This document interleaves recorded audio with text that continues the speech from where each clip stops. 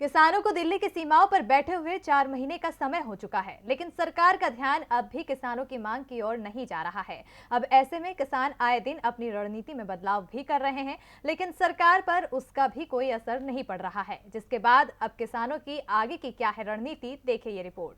आज असम और पश्चिम बंगाल में पहले चरण का मतदान हुआ, जिस पर सभी राजनीतिक दलों की नजरें टिकी हुई हैं। प्रधानमंत्री मोदी जहां बंगाल से लेकर बांग्लादेश तक जनता को साधने में जुटे हैं, तो वहीं 4 महीनों से दिल्ली बॉर्डर पर बैठे किसानों की ओर सत्ता पक्ष के किसी भी नेता ने ध्यान नहीं दिया।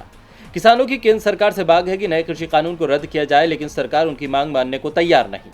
किसान सरकार से अपनी मांग पूरी कराने के लिए कभी ट्रैक्टर मार्च निकालते हैं तो कभी भारत बंद का आह्वान करते हैं, लेकिन सरकार पर अब इसका कोई असर होता हुआ नहीं दिख रहा है।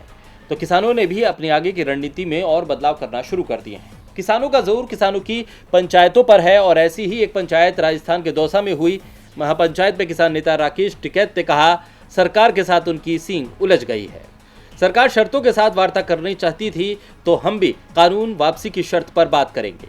इसलिए किसान आंदोलन कब समाप्त होगा कुछ पता नहीं। दिसंबर तक की तो तैयारी हमने कर ही रखी है। सरकार जब तक तीनों कृषि कानून वापस नहीं लेती तब तक आंदोलन चलेगा, क्योंकि ये किसानों की आज़ादी का आंदोलन है। आज़ादी के आंदोलन में भी सालों लगे थे। किसान जहां सरकार को घेरने की रणनीति बना रहे हैं, तो वहीं त्योहारों की तैयारियों में भी जुट चुके हैं। इसके चलते अब 28 मार्च को किसान टिकरी बॉर्डर पर होली की तैयारी में है। वहीं होली के बाद संयुक्त मोर्चा फिर से बैठक करेगा, इसमें आगामी गतिविधियां तय की जाएंगी।